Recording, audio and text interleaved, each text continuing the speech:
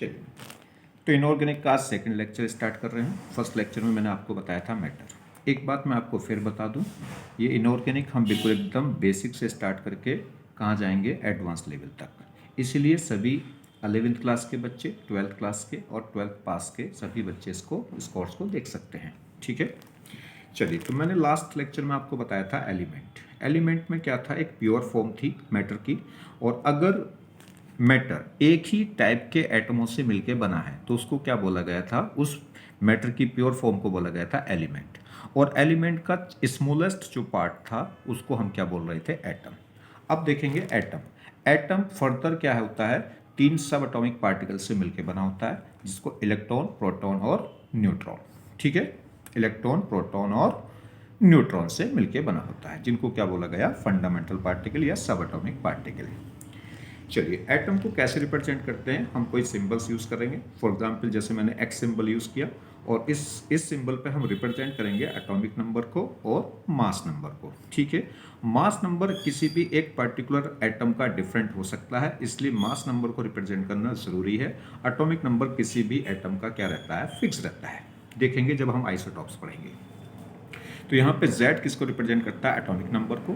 Atomic number किस बात को बताता है, number of protons present in an atom. किसी भी एटम के अंदर कितने नंबर ऑफ प्रोटॉन्स हैं, उस संख्या को रिप्रेजेंट करता है, उस नंबर को रिप्रेजेंट करता है कौन, एटॉमिक नंबर Z। ठीक, दूसरा मास नंबर क्या रिप्रेजेंट करता है, number of protons plus number of neutrons. किसी भी एटम के अंदर टोटल प्रोटॉन और टोटल न्यूट्रॉनों का जो सम है उसको रिप्रेजेंट करता है कौन, मास नंबर।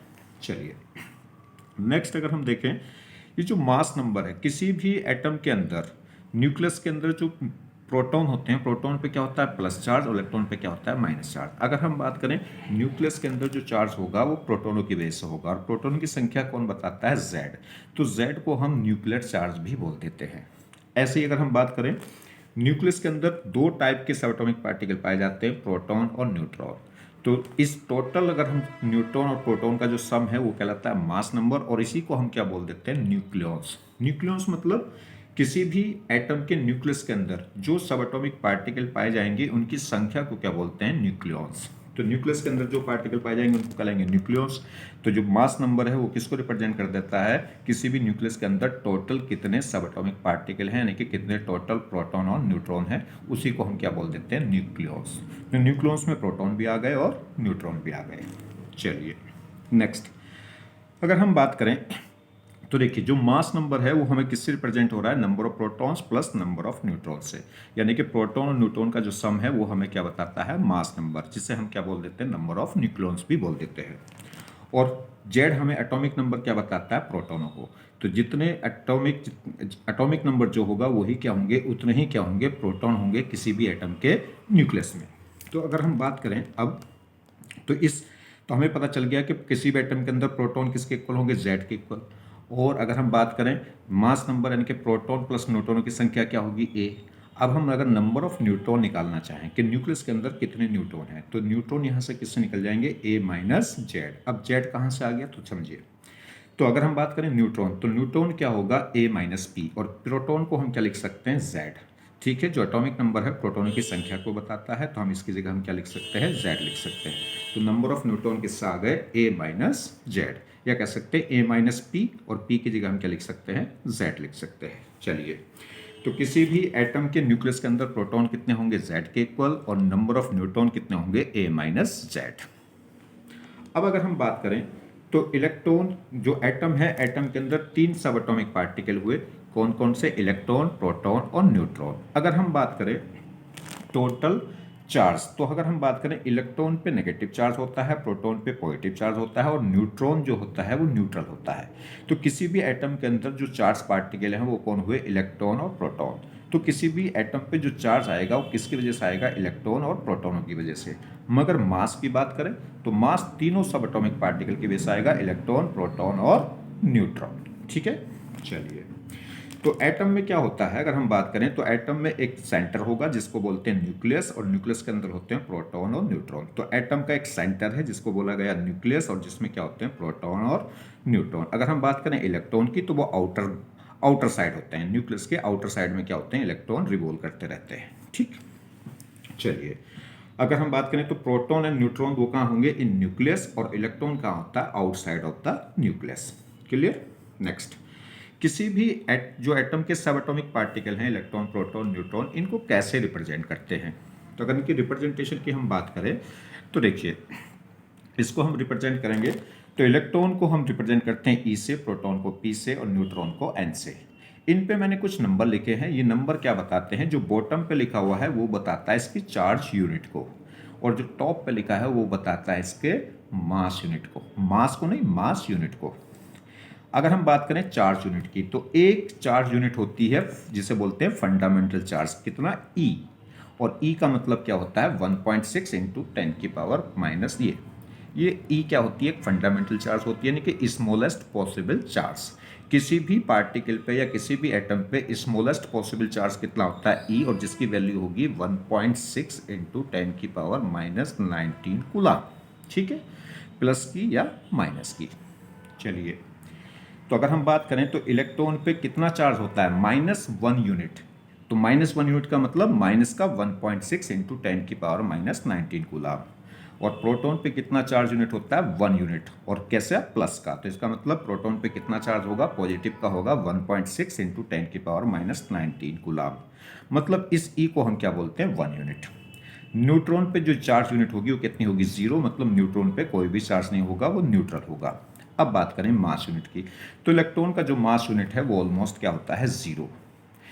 प्रोटॉन पे जो मास यूनिट है वो कितनी है, 1। मास यूनिट क्या होती है, एक यूनिट मास, मतलब 1 एटॉमिक मास यूनिट। एक एटॉमिक मास यूनिट में कितना मास होता है, 1.600 इंटू 10 की पावर माइनस 27 kg।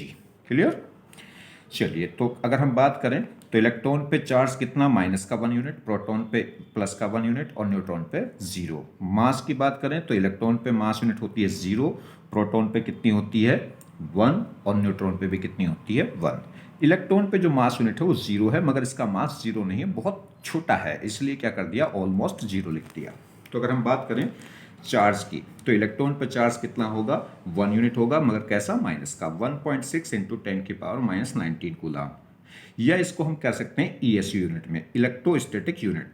ठीक है, ये ऐसा यूनिट होती है कूलम, और ये होती है ईएसयू, इलेक्ट्रोस्टैटिक यूनिट। वो कितना होता है, वो होगा 4.8 इंटू 10 की पावर माइनस 10 ईएसयू। दोनों एक ही बात है, मगर मोस्टली हम किसको यूज़ करते हैं, कूलम को, ऐसा यूनिट। प्रोटॉन पे भी चार्ज क्या होगा, 1 यूनिट होगा, और कितना होगा, प्लस का 1.6 इंटू 10 की पावर माइनस 19 कूलम। या कह सकते हैं वही प्लस का 4.8 इंटू 10 की पावर माइनस 10 ईएसयू। और न्यूट्रॉन पे चार्ज कितना होगा, 0। नेक्स्ट, मास की बात करें तो इलेक्ट्रॉन पे जो मास होता है वो बहुत स्मॉल है, कितना, 9.1 इंटू 10 की पावर माइनस 31 kg। और यहीं अगर हम बात करें किसकी, इसी मास को अगर हम ग्राम में लेके आएँ तो -3 कम हो जाएगी, कितना हो जाएगा, 9.1 इंटू 10 की पावर माइनस 28 kg।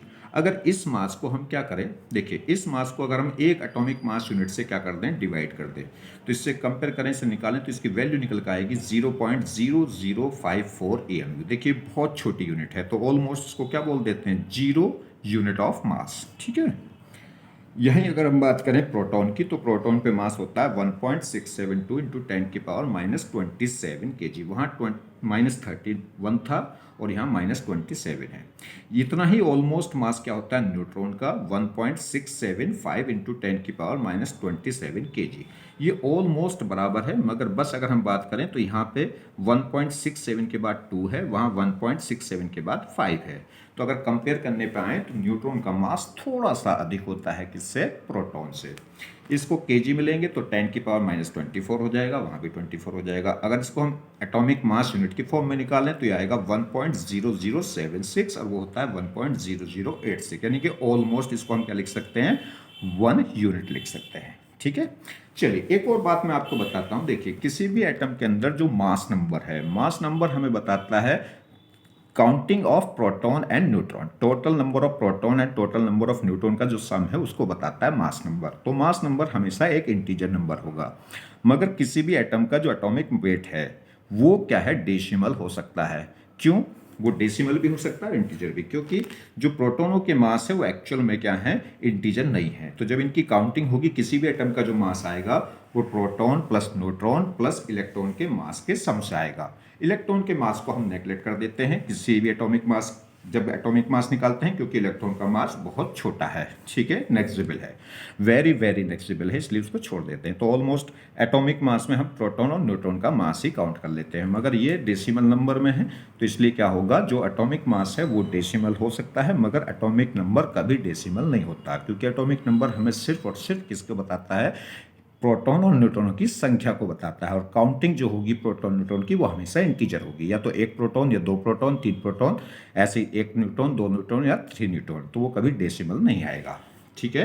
नेक्स्ट देखिए, तो अभी मैंने आपको बताया अगर मास कंपेयर करें हम किसका, इलेक्ट्रॉन, प्रोटॉन, न्यूट्रॉन का, तो इलेक्ट्रॉन से बहुत ज़्यादा मास होता है किसका, प्रोटॉन का, मगर प्रोटॉन और न्यूट्रॉन की बात करें तो ऑलमोस्ट दोनों का मास क्या है, सेम है। हम 1 यूनिट इसको मान लेते हैं, 1 यूनिट इसको मान लेते हैं। अगर कंपेयर करने पाएँ तो न्यूट्रॉन का मास थोड़ा सा अधिक होता है किससे, प्रोटॉन से, और वो लगभग कितना अधिक है, 0.018%, ठीक है। तो न्यूट्रॉन का मास प्रोटॉन से कितना अधिक होता है, 0.018%, और ये बहुत छोटी परसेंटेज है, इसलिए ऑलमोस्ट दोनों को क्या मान लेते हैं, सेम। अगर हम कंपेयर करने पाएँ कि इलेक्ट्रॉन का मास और प्रोटॉन का मास, तो प्रोटॉन का मास इलेक्ट्रॉन के मास के कितने टाइम्स ग्रेटर होता है, 1837, यानी कि 1873 टाइम्स, या उल्टा बात करें कि इलेक्ट्रॉन का मास प्रोटॉन के कंपेरिजन में कितना होगा, तो 1/1837, यानी कि 1837 टाइम्स यह पार्ट होगा किसका, प्रोटॉन का, H मतलब प्रोटॉन। चलिए, तो हम कह सकते हैं कि अगर हम बात करें मास ऑफ प्रोटॉन, तो प्रोटॉन का मास कितना होगा, 1837 टाइम्स ग्रेटर होता है किससे, मास ऑफ इलेक्ट्रॉन से। क्लियर। नेक्स्ट एक पार्टिकल और बात जान लें, अल्फा पार्टिकल। अल्फा पार्टिकल क्या है, कोई भी ऐसा पार्टिकल, अल्फा पार्टिकल मिलकर बना होता है दो प्रोटॉन और दो न्यूट्रॉनों से। दो प्रोटॉन और दो न्यूट्रॉनों का जो सम है उसे हम क्या बोलते हैं, अल्फा पार्टिकल। अगर हम बात करें तो प्रोटॉन पे चार्ज होता है 1 यूनिट और न्यूट्रॉन पे कोई भी चार्ज नहीं होता। तो अगर हम बात करेंगे मास की, तो प्रोटॉन पे भी 1 यूनिट मास और न्यूट्रॉन पे भी 1 यूनिट मास, और दो ही प्रोटॉन है, दो न्यूट्रॉन है, तो 2 यूनिट मास यहाँ से आ गया, 2 यूनिट यहाँ से आ गया, तो टोटल अल्फा पार्टिकल पे जो चार्ज होगा वो 4 एटॉमिक मास यूनिट, ठीक।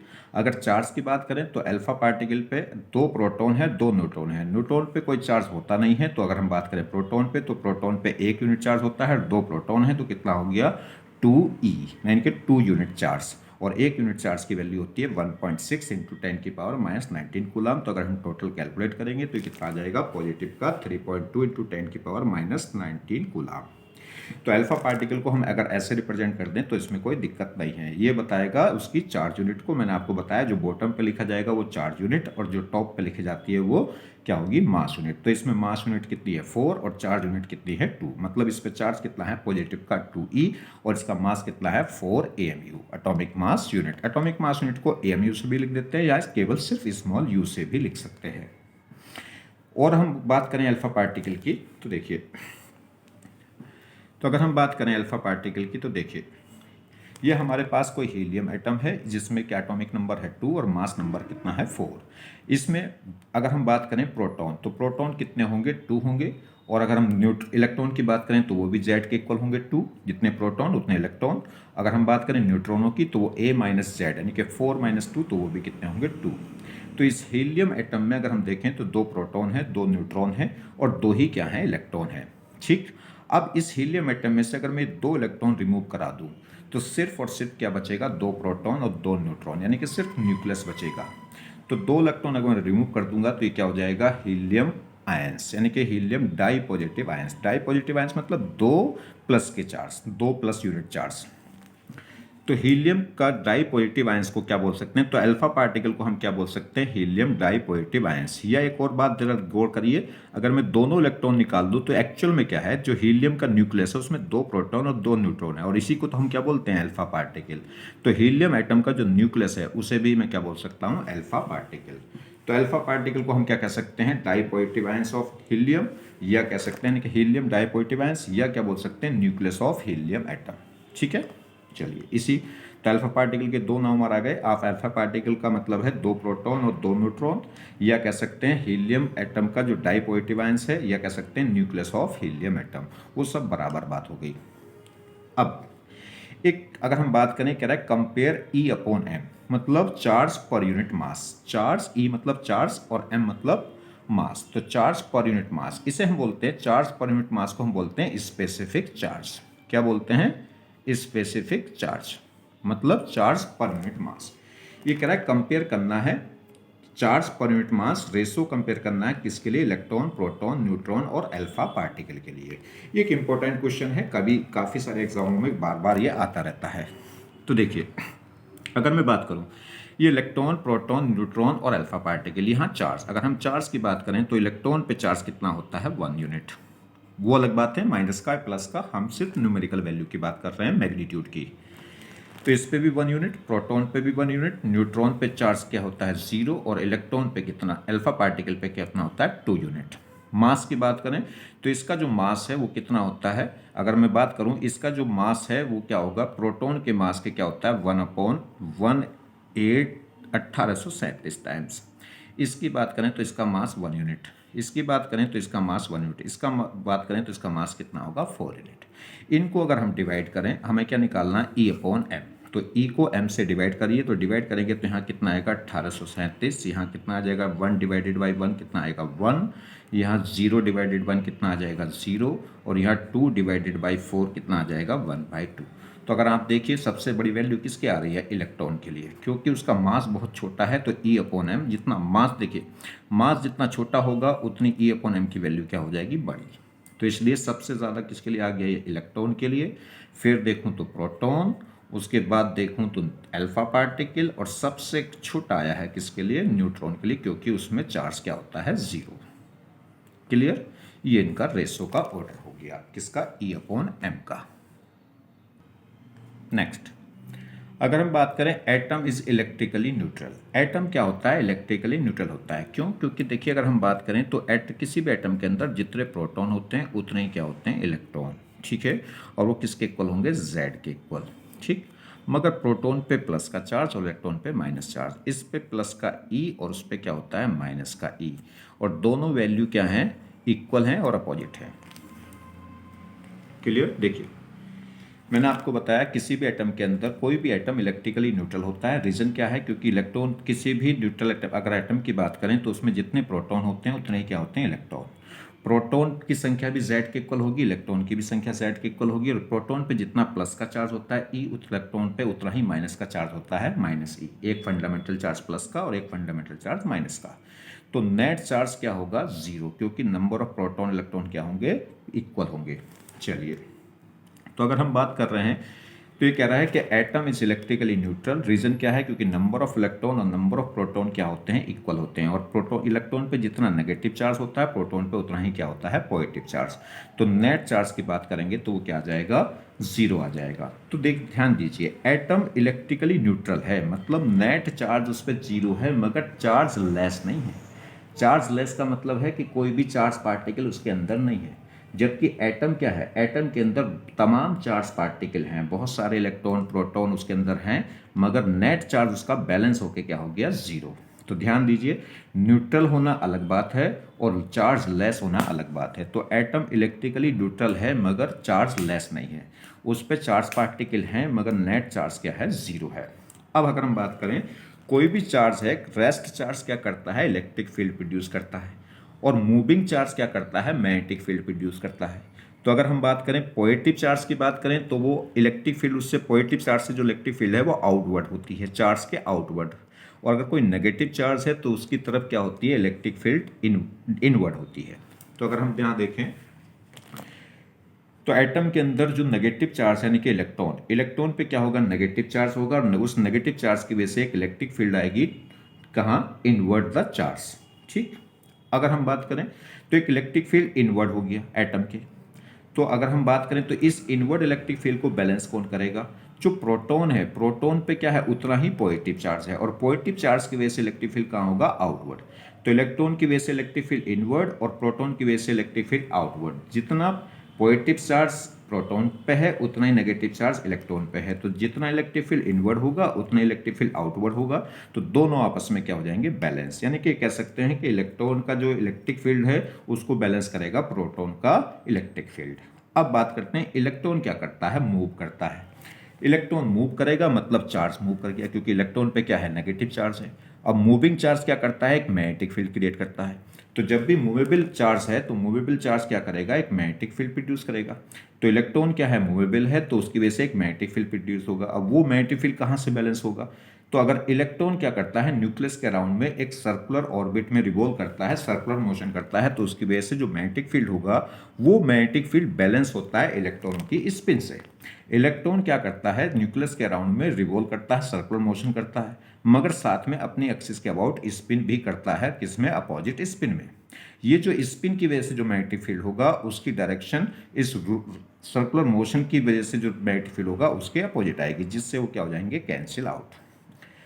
तो अगर कोई मूवेबल इलेक्ट्रॉन है तो उसकी वजह से एक मैग्नेटिक फील्ड आएगा, और ये मैग्नेटिक फील्ड बैलेंस होगा। टू बैलेंस मैग्नेटिक फील्ड किसकी वजह से, electron should spin in opposite direction. Electron की स्पिन से क्या होगा, इलेक्ट्रॉन के सर्कुलर मोशन की वजह से जो मैग्नेटिक फील्ड आएगा वो उसको बैलेंस कर लेगा।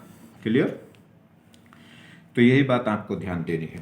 तो इसका मतलब एटम क्या हो गया, इलेक्ट्रिकली न्यूट्रल हो गया, उस पर नेट चार्ज क्या है, जीरो, मगर चार्ज लेस नहीं है, उसके अंदर चार्ज पार्टिकल हैं। दूसरी बात, इसका जो इलेक्ट्रिक फील्ड और मैग्नेटिक फील्ड जनरेट हो रहे हैं चार्ज की वजह से, किसी रेस्ट चार्ज की वजह से इलेक्ट्रिक फील्ड आ रहा है, वो आपस में बैलेंस हो रहा है। इलेक्ट्रॉन का जो इलेक्ट्रिक फील्ड है उसको बैलेंस कर रहा है प्रोटॉन का इलेक्ट्रिक फील्ड, और जो सर्कुलर मोशन की वजह से, इलेक्ट्रॉन के सर्कुलर मोशन की वजह से जो मैग्नेटिक फील्ड आ रहा है वो बैलेंस हो रहा है इलेक्ट्रॉनों की स्पिन की वजह से। इलेक्ट्रॉन अपनी एक्सिस के अबाउट स्पिन कर रहे हैं।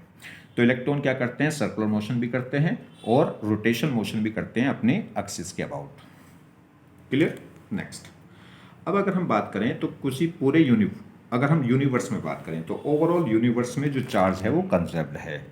चार्ज हमेशा ना तो क्रिएट हो सकता ना डिस्ट्रॉय हो सकता, वो हमेशा क्या रहता है, फिक्स रहता है। किस यूनिवर्स में ओवरऑल चार्ज क्या है, फिक्स्ड है। तो मगर चार्ज फिक्स्ड है, मगर इसका मतलब ये नहीं है कि चार्ज मूवेबल नहीं है। चार्ज एक पॉइंट से दूसरे पॉइंट को या एक ऑब्जेक्ट से दूसरे ऑब्जेक्ट पर ट्रांसफर किया जा सकता है, मगर डिस्ट्रॉय या क्रिएट नहीं किया जा सकता। दूसरी बात, जो चार्ज है वो एक पॉइंट से दूसरे पॉइंट को ट्रांसफर किया जा सकता है, वो भी किसके थ्रू, इलेक्ट्रॉन के थ्रू। प्रोटॉन के थ्रू होता हो हम नहीं कहेंगे, ठीक है, क्यों बता रहे हैं। चलिए, तो देखिए, जब एटम क्या करता है, एटम पे कोई चार्ज आता है प्लस का या माइनस का, तो उसे बोलते हैं आयंस। एटम पे अगर कोई चार्ज आ जाए तो उसे हम क्या बोलेंगे, आयंस। अगर पॉजिटिव चार्ज आया तो कैटायंस, और नेगेटिव चार्ज आया तो एनायंस। ठीक है, ये कैथोड एनोड। जब कोई बैटरी होती है, बैटरी में दो प्लेटें होती हैं, एक पॉजिटिव एक नेगेटिव, एक को कैथोड बोलते हैं, एक को एनोड बोलते हैं, वहीं से ये नाम लिए गए हैं कैटायन और एनायन। तो अगर किसी भी एटम पे कोई चार्ज आएगा तो उसे बोलेंगे आयंस, और आयंस दो कैटेगरी के होते हैं, पॉजिटिव कैटायंस और नेगेटिव एनायंस। मतलब जिस पे प्लस चार्ज आएगा उसे बोलेंगे कैटायंस, और जिस पर नेगेटिव चार्ज आएगा उसे बोलेंगे एनायंस। चलिए, अब देखें, ये हमारे पास कोई न्यूट्रल सोडियम एटम था, इसमें से हमने क्या कर दिया, एक इलेक्ट्रॉन रिमूव करा लिया। मतलब इस पर हमने क्या बना दिया, इसको पॉजिटिव कैटायंस बना दिया। अब पॉजिटिव कैटायंस बना दिया तो समझिए, यहाँ पे हमारे पास न्यूट्रल एटम है। न्यूट्रल एटम का मतलब है कि इसके अंदर जितने प्रोटॉन हैं उतने ही क्या है, इलेक्ट्रॉन है, जिससे नेट चार्ज बैलेंस होकर क्या हो गया, जीरो।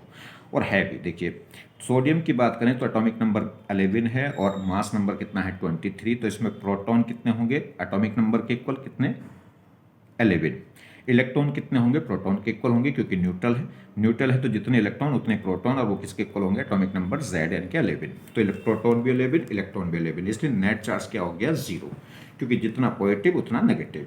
नंबर ऑफ न्यूट्रॉन की बात करें तो A माइनस Z आएंगे, यानी कि 23 माइनस 11 कितना आ गया, 12। बात करें यहाँ, अब इस पर नेट चार्ज हमें क्या दिखाई दे रहा है, प्लस। तो प्लस का मतलब क्या है कि प्रोटॉन की संख्या ज़्यादा हो गई है। प्लस चार्ज किस पे, किसी भी एटम पे प्लस चार्ज कब आएगा, जब प्रोटॉन ज़्यादा हो गए होंगे, किससे, इलेक्ट्रॉन से, क्योंकि प्रोटॉनों पे प्लस चार्ज, इलेक्ट्रॉनों पे माइनस चार्ज, और नेट चार्ज प्लस आ रहा है, तो इसका मतलब प्रोटॉनों की संख्या ज़्यादा हो गई इलेक्ट्रॉनों से। अब प्रोटॉनों की संख्या ज़्यादा होगी इलेक्ट्रॉनों से, उसके दो तरीके हैं, या तो प्रोटॉन एक्चुअल में प्रोटॉनों की संख्या बढ़ जाए, या फिर प्रोटॉनों की संख्या ना बढ़े, इलेक्ट्रॉनों की संख्या घट जाए।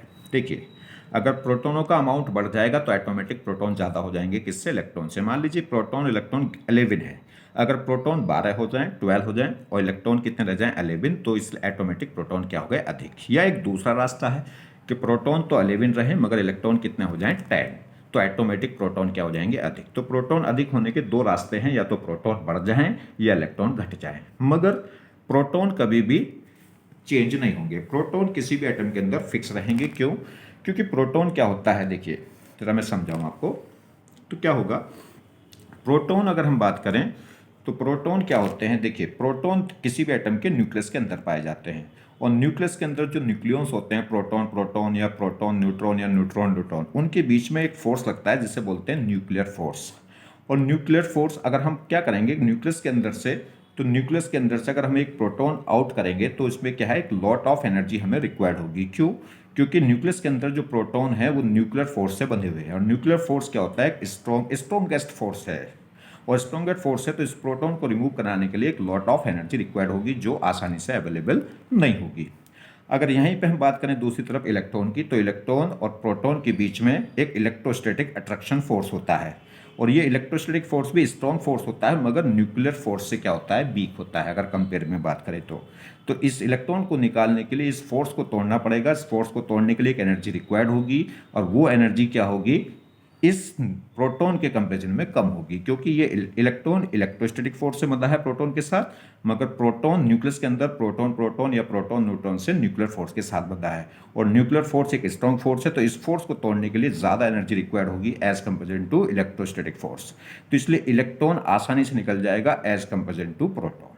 ठीक है, तो जब कभी भी चेंज होगा तो वो प्रोटॉन चेंज नहीं होंगे, प्रोटॉन हमेशा फिक्स रहेंगे, इलेक्ट्रॉन वेरी करेंगे। तो ये न्यूट्रॉन जो न्यूक्लियर फोर्स है वो इलेक्ट्रोस्टैटिक फोर्स से क्या होता है, स्ट्रॉन्ग होता है, और लगभग कितना, न्यूक्लियर फोर्स इलेक्ट्रोस्टैटिक फोर्स के लगभग 50 से लेके 100 टाइम्स क्या होता है, ग्रेटर होता है। क्लियर? चलिए, तो अगर हम बात करें यहाँ पे, तो इस प्लस का मतलब है कि प्रोटॉन अधिक हो गए, और प्रोटॉन अधिक कैसे हुए होंगे, तो यहाँ पे जो प्लस है मतलब कैटायन, तो कैटायन में कब होगा, जब प्रोटॉन की संख्या ज़्यादा हो गई होगी इलेक्ट्रॉनों से। मगर प्रोटॉन की संख्या ज़्यादा कैसे होगी, प्रोटॉन तो हमेशा फिक्स रहेंगे, तो इसका मतलब इलेक्ट्रॉन क्या हो गए होंगे, रिड्यूस हो गए होंगे। तो इसमें से एक इलेक्ट्रॉन अगर मैं निकालूंगा तो क्या आ जाएगा, पॉजिटिव चार्ज। तो प्लस चार्ज का मतलब है डेफिशिएंसी ऑफ इलेक्ट्रॉन्स। तो प्लस चार्ज का मतलब है इलेक्ट्रॉनों की संख्या क्या हो गई है, डिक्रीज हो गई है। तो देखिए, अगर इसमें हम प्रोटॉन देखें तो जेड के इक्वल रहेंगे हमेशा 11, मगर इलेक्ट्रॉन कितने हो गए होंगे, अब प्रोटॉन कितने थे 11, पहले कितने इलेक्ट्रॉन थे 11, अब इलेक्ट्रॉन कितने रह गए होंगे 11 माइनस 1 इजिकल टू 10। तो अगर कोई भी प्लस चार्ज है तो उसको क्या कर देंगे, माइनस कर देंगे, और कोई माइनस चार्ज होता तो क्या हो जाता प्लस, मगर किस में, सिर्फ इलेक्ट्रॉनों में। ठीक है, प्रोटॉन पहले भी 11 थे, अभी भी 11 है, न्यूट्रॉन पहले भी 12 थे, अभी भी 12 है। तो प्लस या माइनस के आने से, चार्ज के आने से सिर्फ इलेक्ट्रॉन क्या करेंगे, वेरी करेंगे, और अगर प्लस चार्ज आएगा तो इलेक्ट्रॉन डिक्रीज हो जाएंगे, और माइनस चार्ज आएगा तो इलेक्ट्रॉन इंक्रीज हो जाएंगे। तो पॉजिटिव चार्ज का मतलब है डेफिशिएंसी ऑफ इलेक्ट्रॉन। नेक्स्ट देखें, जिससे हमारे पास एक क्लोरीन एटम है Cl, इसका एटॉमिक नंबर 17 और मास नंबर 35। ठीक है, अगर हम इसमें बात करें प्रोटॉन्स की, तो प्रोटॉन इसमें कितने होंगे, 17 एटॉमिक नंबर के इक्वल। इलेक्ट्रॉन्स भी प्रोटॉन के इक्वल होंगे, क्योंकि ये न्यूट्रल है, इस पर कोई भी चार्ज आपको नहीं दिखाई दे रहा। तो जितने प्रोटॉन है उतने ही क्या होंगे इलेक्ट्रॉन, कितने, 17। अगर हम बात करें न्यूट्रॉन की तो वो A माइनस जेड, यानी कि कितना आ जाएंगे, 18। अब हम बात करें, इस पर हमने क्या ले लिया, माइनस चार्ज, तो इस पर एक माइनस आ गया, तो इसका मतलब क्या है कि इलेक्ट्रॉनों की संख्या अब ज़्यादा हो चुकी है प्रोटॉनों से। अभी हमने बताया, देखिए माइनस चार्ज का मतलब है कि इलेक्ट्रॉन ज़्यादा हो गए होंगे प्रोटॉन से, तभी नेगेटिव चार्ज आएगा, नेट चार्ज। अब मैंने आपको बताया कि प्रोटॉन हमेशा क्या होते हैं, फिक्स्ड होते हैं। ये क्या होते हैं, फिक्स्ड, ये वेरी नहीं करेंगे, क्योंकि ये न्यूक्लियस के अंदर होते हैं, और न्यूक्लियस के अंदर न्यूक्लियर फोर्स से, एक स्ट्रॉन्गेस्ट फोर्स से अटैच होते हैं, तो इनको निकालना मुश्किल है, या कह सकते हैं इनको निकालना बहुत डिफिकल्ट है। एक लॉट ऑफ एनर्जी क्या होगी, रिक्वायर्ड होगी उस न्यूक्लियर फोर्स को तोड़ने के लिए। इसलिए electron as compare to proton क्या है, इजीली रिमूव हो जाते हैं। ठीक, चलिए, तो अगर हम बात करें यहाँ प्रोटॉन तो वही रहेंगे 17, मगर इलेक्ट्रॉन क्या हो गए होंगे, बढ़ गए होंगे। तो क्योंकि प्रोटॉन फिक्स है तो इलेक्ट्रॉन ज़्यादा होने का एक ही रास्ता बचा कि इलेक्ट्रॉन को बढ़ाना पड़ेगा, तो इलेक्ट्रॉन क्या होगा, इंक्रीज। तो जो भी माइनस का चार्ज है तो ये क्या हो जाएगा, प्लस। तो इलेक्ट्रॉन कैलकुलेट करते समय जब भी कोई आयंस होगा तो उसमें इलेक्ट्रॉनों की संख्या चेंज होगी, प्रोटॉन न्यूट्रॉन वही रहेंगे, यहाँ भी 18 थे, वहाँ भी 18 है, यहाँ भी 17 थे प्रोटॉन, यहाँ भी 17 है, मगर इलेक्ट्रॉन यहाँ पे कितने थे, 17, और वहाँ कितने हो गए, 18, क्योंकि बढ़ गए। तो अगर कोई माइनस चार्ज है तो इलेक्ट्रॉन कैलकुलेट करते समय क्या हो जाएगा, प्लस, और कोई प्लस चार्ज है तो इलेक्ट्रॉन कैलकुलेट करते समय क्या हो जाएगा, माइनस। क्लियर? तो ये नेगेटिव चार्ज आ गया तो इसको हम क्या बोलेंगे, एनायन, और इसमें इलेक्ट्रॉनों की संख्या बढ़ गई होगी, किससे, प्रोटॉनों से। तो इसलिए नेगेटिव चार्ज का मतलब होता है, negative charge means axis of electron. अगर किसी भी एटम पे नेगेटिव चार्ज आ गया तो इसका मतलब इलेक्ट्रॉन बढ़ गए, और पॉजिटिव चार्ज आ गया तो इसका मतलब क्या हो गया है, इलेक्ट्रॉन घट गए हैं। तो आप समझिए चार्ज क्या रहता है, कंजर्व रहता है यूनिवर्स में या किसी भी आइसोलेटेड सिस्टम में, मगर एक पॉइंट से दूसरे पॉइंट को ट्रांसफर हो सकता है, किसके थ्रू, इलेक्ट्रॉनों के थ्रू। क्लियर। प्रोटॉनों के थ्रू क्यों नहीं, क्योंकि वो न्यूक्लियस के अंदर न्यूक्लियर फोर्स से बना होता है, जो एक स्ट्रॉन्गेस्ट फोर्स है, जिसके लिए निकालने का, अगर हम प्रोटॉन को रिमूव कराने की कोशिश करेंगे तो एक लॉट ऑफ एनर्जी रिक्वायर्ड होगी। नेक्स्ट अगर हम बात करें तो कुल मिला के क्या कंक्लूजन निकला, अगर कोई न्यूट्रल एटम है तो उसमें जितने इलेक्ट्रॉन होंगे उतने ही प्रोटॉन होंगे, और किसके इक्वल होंगे, एटॉमिक नंबर Z के, और नंबर ऑफ न्यूट्रॉन होंगे A माइनस Z। मगर बात करें किसी आयंस की, तो आयंस में प्रोटॉन और न्यूट्रॉनों की संख्या तो चेंज होती नहीं है, मगर इलेक्ट्रॉन क्या होंगे, चेंज हो जाएंगे। इलेक्ट्रॉन क्या होंगे, Z minus charge with sign, किसके साथ, साइन के साथ। मतलब अगर ये माइनस का चार्ज है तो माइनस माइनस क्या हो जाएगा, प्लस, और अगर प्लस का चार्ज है तो क्या हो जाएगा, माइनस। तो वही मैंने आपको बताया कि जब इलेक्ट्रॉन चार्ज का जो इफेक्ट है वो सिर्फ और सिर्फ इलेक्ट्रॉनों की संख्या पे आएगा। अगर कोई पॉजिटिव चार्ज है तो इलेक्ट्रॉन में से माइनस हो जाएगा, और कोई माइनस चार्ज है तो वो क्या हो जाएगा, प्लस हो जाएगा। ठीक है। तो हम क्या करेंगे, अगर कोई नेगेटिव चार्ज है तो एटॉमिक नंबर में उसको क्या कर देंगे, ऐड, इलेक्ट्रॉन आ जाएंगे, और कोई पॉजिटिव चार्ज है तो उसको एटॉमिक नंबर से या प्रोटॉन में से क्या कर देंगे, माइनस। तो प्लस चार्ज माइनस हो जाएगा और माइनस चार्ज प्लस हो जाएगा इलेक्ट्रॉन की कैलकुलेशन में। ठीक, एक सिंपल सी प्रॉब्लम है, जरा देखें। अगर हम बात करें, ये कह रहा है फॉर एन एलिमेंट, कोई एलिमेंट है x जिसका एटॉमिक नंबर कितना है, 16। तो कह रहा है find number of electrons in x plus 4। तो देखिए अगर कोई भी एलिमेंट है, वो कहते x है, इसका एटॉमिक नंबर कितना है, 16, या वो कहते x, तो x हो, x प्लस हो, x प्लस 2 हो, या x प्लस 4 हो, सबका एटॉमिक नंबर तो फिक्स रहता है, कितना, 16, और वही क्या होते हैं, प्रोटॉन। तो अगर हमें इसमें इलेक्ट्रॉन निकालने हैं तो इलेक्ट्रॉन क्या होंगे, वो होगा Z यानी कि 16 माइनस कितना हो जाएगा, जो भी, अगर प्लस चार्ज है तो क्या कर देंगे, माइनस। तो कितने इलेक्ट्रॉन हो जाएंगे इसमें, 12। क्लियर। तो जो एटॉमिक नंबर x का है वही x प्लस 4 का है, एटॉमिक नंबर तो फिक्स रहेगा, या नंबर ऑफ प्रोटॉन फिक्स रहेंगे। हमें इलेक्ट्रॉन निकालने, तो अगर प्लस चार्ज आ गया है तो इसका मतलब है इसमें से 4 इलेक्ट्रॉन रिमूव हो गए हैं, तो 16 माइनस 4 कितना आ जाएंगे, 12। नेक्स्ट देखें, ये एक प्रॉब्लम और देखें, कह रहा है find out the number of proton, electrons and neutron in. हमें क्या करना है, काउंट करना है प्रोटॉनों की संख्या, इलेक्ट्रॉनों की संख्या और न्यूट्रॉनों की। Number of electron, proton, neutron, किसमें, नाइट्रेट आयन। तो हमें नाइट्रेट आयन का पता होना चाहिए कि नाइट्रेट आयन क्या होता है। ये नाइट्रेट आयन होगा NO3 माइनस। ये सब सिखाए जाएंगे इनऑर्गेनिक में, जैसे जैसे हम आगे बढ़ेंगे वैसे वैसे ये सारे नाम सीखोगे, सारे कंपाउंड के नाम के स्ट्रक्चर सीखोगे, ठीक है, या स्ट्रक्चर से नाम सीखोगे, सभी कुछ आ जाएगा। तो नाइट्रेट आयन, ठीक है, तो नाइट्रेट आयन क्या हो गया, NO3 माइनस। अब आपको पता होना चाहिए कि N का एटॉमिक नंबर कितना होता है, 7, और ये 14, O का कितना होता है, 8, और ये 16। ठीक। अब वो बात कर रहा है प्रोटॉनों की। तो प्रोटॉन अगर हम देखें तो नाइट्रोजन में कितने प्रोटॉन है, 7, प्लस बात करें ऑक्सीजन, तो ऑक्सीजन में कितने प्रोटॉन है, 8। एक ऑक्सीजन में कितने प्रोटॉन है, 8, मगर यहाँ ऑक्सीजन की संख्या है कितनी, 3, तो इंटू क्या करेंगे, 3।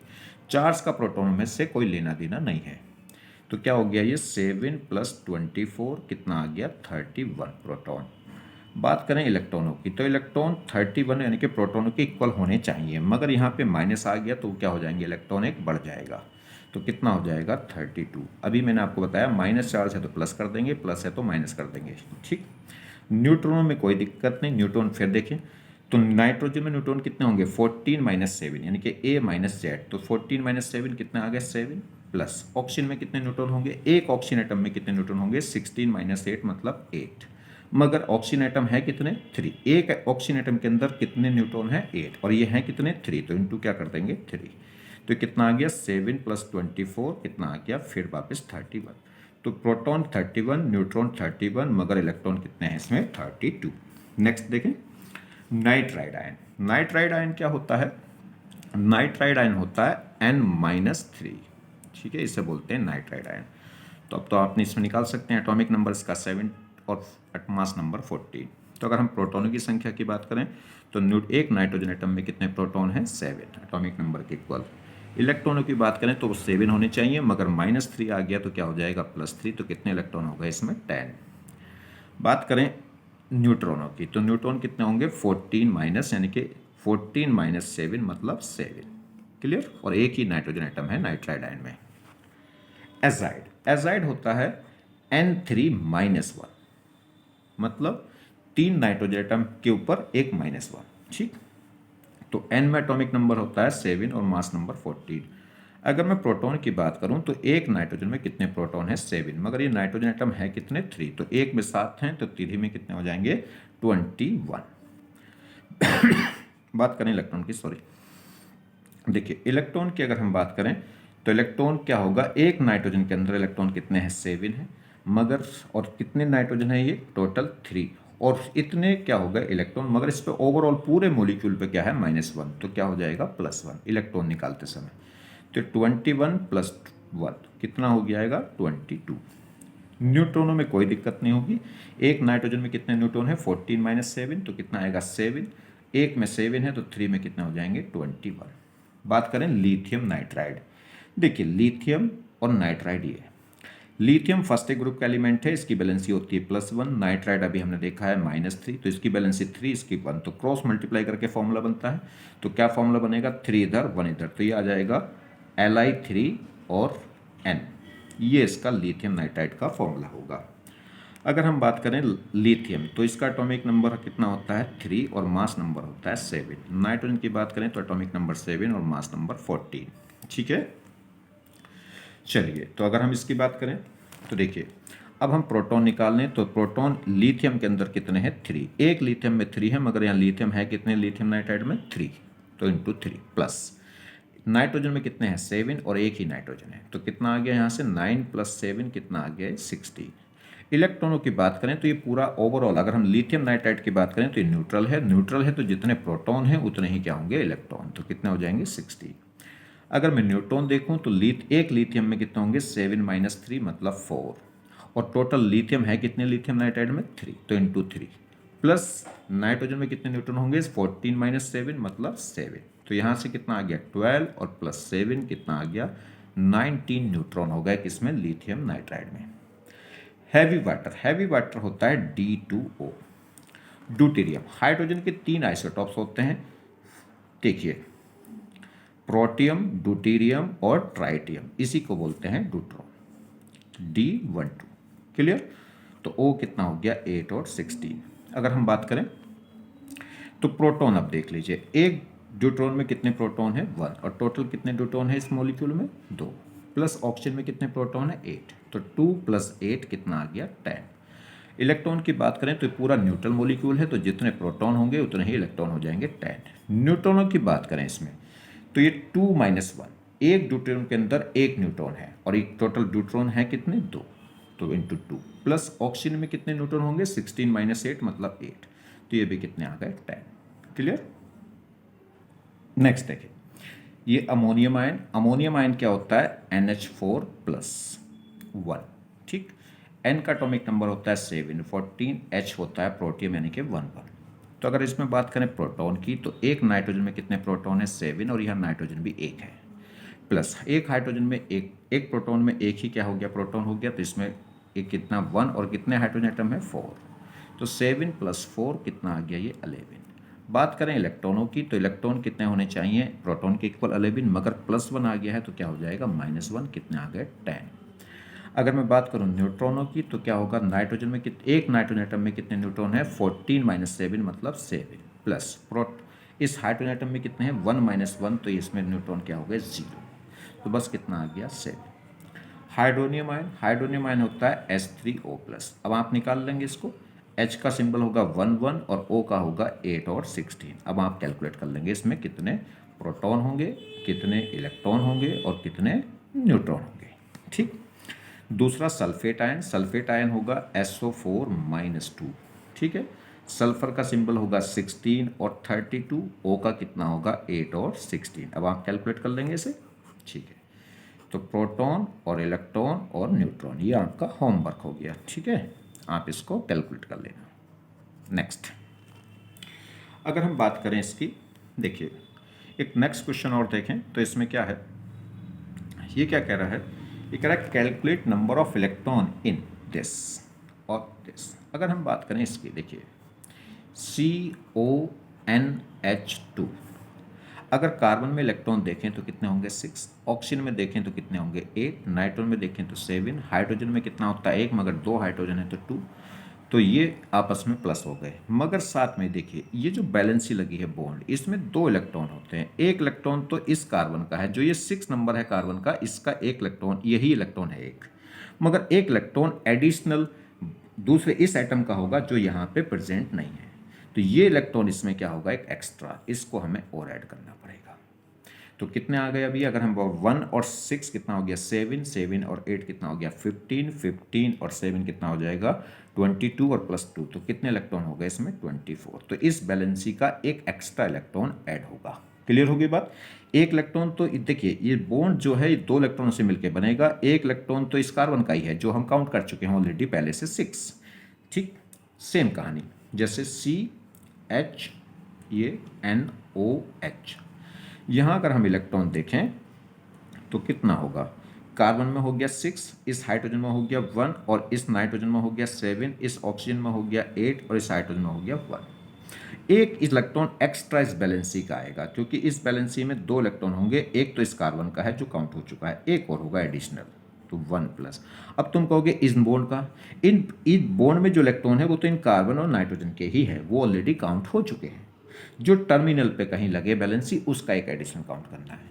तो यहाँ कितना हो गया 1 और 6 और 1 कितना हो गया 8, 8 और 7 15, 15 और जी 9, ये फिर वापस कितना हो गया 24। क्लियर। नेक्स्ट ये कह रहा है number of neutron in di positive zinc ion, ये हो गया Zn। डाई पॉजिटिव, डाई का मतलब 2 और पॉजिटिव मतलब पॉजिटिव, तो इस पर +2 का चार्ज है। इसने कहा है कि इसका मास नंबर कितना है 70, और एटॉमिक नंबर हमें पता है Zn का कितना होता है 30, नहीं भी मालूम है तो ये याद कराएंगे। ठीक है, चलिए तो अब हमें इससे क्या पूछ रहा है न्यूट्रॉन, तो न्यूट्रॉन तो क्या होते हैं A-Z होते हैं, न्यूट्रॉनों पे इनका कोई असर नहीं होता चार्ज का। मास नंबर इसका दे रखा है 17 और एटॉमिक नंबर होता है 30, तो कितना आ गया ये न्यूट्रॉन 40 न्यूट्रॉन इसमें होंगे। हाँ, इलेक्ट्रॉन की बात करें तो 30 - 2। क्लियर। देखिए एक और प्रॉब्लम देखिए, ये कह रहा है the E/m ratio is minimum 4, मतलब ये स्पेसिफिक चार्ज का रेशो है वो मिनिमम किसके लिए है। ये 4 आयंस इसमें लिख रखे हैं, तो हमें क्या करना है E/m निकालना है, कौन सा मिनिमम। तो देखिए इसका चार्ज मैं क्या निकालूंगा E/m निकालूंगा। इसका चार्ज अब क्या है, जो भी इस आयंस पे चार्ज दे रखा वही हमें लिखना है। +1 मतलब 1 यूनिट चार्ज, तो 1, और मास इसका कितना होगा हाइड्रोजन का 1, यही तो होता है हाइड्रोजन 1 1। इस पे ड्यूटेरियम चार्ज कितना दे रखा 1, और मास कितना होगा, ड्यूटेरियम ये होता है 1 और 2, तो मास कितना है 2 यूनिट। चार्ज कितना है इस पे 1, और मास कितना होगा, हीलियम का मास होता है देखो 2 4 ये होता है, तो मास कितना हो गया 4। इस पे चार्ज कितना है 3, और मास कितना होगा, Li होता है कितना 3 और 7, तो ये मास हो गया 7। तो अगर हम यहाँ से सोल्व करें तो ये 1 आ रहा है, यहाँ से सोल्व करें तो 0.5 आ रहा है, यहाँ से बात करें तो 0.25 आ रहा है, इसकी बात करें तो कितना आएगा 0.4 पॉइंट समथिंग। ठीक है, तो सबसे छोटा वैल्यू कौन आ रही है, तो आंसर क्या हो गया हीलियम प्लस। क्लियर। नेक्स्ट बस ये ध्यान रखना आयंस में जो भी चार्ज आपको इंडिकेट कर रखा वही चार्ज यूनिट है, वही ई की वैल्यू है, और मास यूनिट आपको पता होनी चाहिए। ठीक है, वो धीरे धीरे आपको याद हो जाएंगी। नेक्स्ट ये कह रहा है, नेक्स्ट क्वेश्चन देखिए, ये क्या कह रहा है, if mass of proton is increased by 25% and mass of neutron, यहाँ क्या होगा ये neutron, mass of neutron and electron is reduce by 50%। तो कह रहा है प्रोटॉन का मास तो इंक्रीज कर दिया कितना 25%, और न्यूट्रॉन और इलेक्ट्रॉनों का मास डिक्रीज कर दिया कितना 50%। Then calculate new mass number of oxygen 816 and also calculate percentage change. देखिए मास नंबर पहले तो मैं आपको बता दूं, मास नंबर क्या होता है प्रोटॉन प्लस न्यूट्रॉन। ठीक है, यही तो मास नंबर होता है। चलिए मेरे पास ये दे रखा है ऑक्सीजन 8 और 16, पहले प्रोटॉन अगर मैं देखूं तो कितने हैं 8, इलेक्ट्रॉन देखूं तो वो भी 8 होंगे क्योंकि न्यूट्रल है। अगर मैं बात करूं न्यूट्रॉनों की तो वो कितने होंगे 16 - 8 मतलब 8। ठीक, और पहला मास नंबर अगर हम बात करें तो इनिशियल मास नंबर कितना था P + N यानी कि 8 + 8, और वैसे भी पता चल रहा है कितना 16 था पहले, ठीक है। अब हमने क्या करा, नया क्या कर दिया, अब नेक्स्ट क्या कर दिया, उसने कहा कि प्रोटॉनों की संख्या क्या कर दी, बढ़ा दी गई, कितनी, मास बढ़ा दिया मतलब संख्या बढ़ा दी, कितनी, 25%। तो पहले कितने थे, 8 का 25% कितना होगा, देखिए 4 का 25% होगा 1, तो 8 का 25% कितना होगा 2, तो 8 थे और 25% क्या हो गए, इंक्रीज हो गए 25%, तो 8 का 25 कितना हो गया 2, तो ये कितने हो गए, इंक्रीज हो गए 10। इलेक्ट्रॉन क्या कर दिए, 50% घटा दिए, 8 थे, 8 का 50% कितना होगा 4, तो 4 माइनस हो गया तो कितना बचा 4। ये नए इलेक्ट्रॉन आ गए, नए न्यूट्रॉन इलेक्ट्रॉन दोनों की संख्या क्या कर दी, डिक्रीज कर दी 50%, मास डिक्रीज कर दिया मतलब काउंटिंग उनकी संख्या कम कर दी। तो न्यूट्रॉन भी 8 थे, 50% कम हो गए, तो 8 का 50% कितना होगा 4, तो ये भी कितने बचेंगे 4। तो अब जो नया मास नंबर आया वो आएगा प्रोटॉन प्लस न्यूट्रॉन, और वो नए प्रोटॉन कितने हो गए 10 और नया न्यूट्रॉन कितने हो गए 4, तो ये कितना आ गया 14। तो पहले मास नंबर 16 था, अब कितना हो गया 14, तो ये डिक्रीज हो चुका है। कितने परसेंट डिक्रीज हो गया, अगर हम बात करें तो पहली बात तो ये हो गई कि मास नंबर क्या हो गया है, डिक्रीज हो गया है, और कितना आ गया 14, तो नया मास नंबर तो 14 आ गया। एक तो क्वेश्चन पूछा था न्यू मास नंबर, वो आ गया 14। वो पूछ रहा कितने परसेंट में चेंज हुआ, तो अगर परसेंटेज चेंज देखें तो change in mass number upon initial mass number into 100, कितना चेंज हुआ है, 16 माइनस 16 था, अब कितना हो गया 14, यानी कि डिक्रीज हो गया है। तो 16 माइनस 14 डिवाइडेड बाई 16 इंटू 100, तो अगर मैं बात करूं तो 2/16 इंटू 100, तो यहाँ से कट हुआ 8 और 8 से कितना आएगा 12.5, तो 12.5% क्या हो गया, डिक्रीजमेंट हुआ है। डिक्रीजमेंट क्यों, क्योंकि देखिए पहले 16 था, कितना हो गया 14। बिल्कुल सेम क्वेश्चन इसी टाइप का नेक्स्ट है, क्या है, if number of proton is double, प्रोटॉनों की संख्या डबल करते ही, and number of neutron and electron becomes half, और न्यूट्रॉन और इलेक्ट्रॉन की संख्या पहले से हाफ कर दी, then calculate new mass number of carbon and also calculate percentage change. चलिए मैं करा देता हूँ। देखिए कार्बन था 6 और 12, तो पहले प्रोटॉन कितने थे 6, इलेक्ट्रॉन कितने थे 6, न्यूट्रॉन कितने होंगे 12 माइनस 6 मतलब 6, और मास नंबर कितना था 12, यानी कि प्रोटॉन प्लस न्यूट्रॉन। अब नए की बात करें तो नया प्रोटॉन क्या कर दिया, उसने कहा प्रोटॉनों की संख्या डबल कर दी है, डबल मतलब 6 से डबल हो गया, कितना 6 इंटू 2 कितना हो गया 12। उसने कहा इलेक्ट्रॉन और न्यूट्रॉनों की संख्या क्या कर दी है, हाफ कर दी है, और हाफ कर दी तो 6 से हाफ कितना हो जाएगा 3, और 6 का हाफ भी कितना हो जाएगा 3, तो इलेक्ट्रॉन भी 3 हो गए और न्यूट्रॉन भी, नए न्यूट्रॉन 3 हो गए। तो नया मास नंबर अगर मैं निकालूं तो वो आएगा नया प्रोटॉन और नए न्यूट्रॉन, तो 12 और प्लस कितना हो गया 3, यही तो आएगा, क्योंकि मास नंबर किससे निकलेगा, प्रोटॉन प्लस न्यूट्रॉन। तो अब जो नया मास नंबर आ गया वो कितना आ गया 15, पहला कितना था 12, तो एक आंसर तो आ गया, न्यू मास नंबर कितना आ गया 15। क्लियर, देखिए तो दोनों को जोड़ लेंगे, 12 प्लस 3 कितना आ जाएगा 15। अब वो पूछ रहा है चेंज, तो चेंज एक तो कंफर्म तो हो गया कि इंक्रीज हुआ है, क्योंकि पहले 12 था 15 आ गया। तो अब क्या करना है, वो कह रहा है चेंज, तो परसेंटेज चेंज अगर हम बात कर लेंगे तो कितना होगा del A upon A into 100, मतलब इनिशियल फाइनल कितना हो गया 15, इनिशियल कितना था 12, और इनिशियल 12, इनिशियल से डिवाइड करते हैं इंटू 100, तो चेंज तो कितना आया 3 का, और इनिशियल कितना था 12 इंटू 100, इससे कट हुआ कितनी बार 4 बार, 4 से डिवाइड करेंगे तो 25% क्या आएगा ये इंक्रीजमेंट, क्योंकि पहले 12 था अब कितना है 15। ठीक है, चलिए आज का लेक्चर यहीं पे समाप्त करते हैं। Okay, thanks.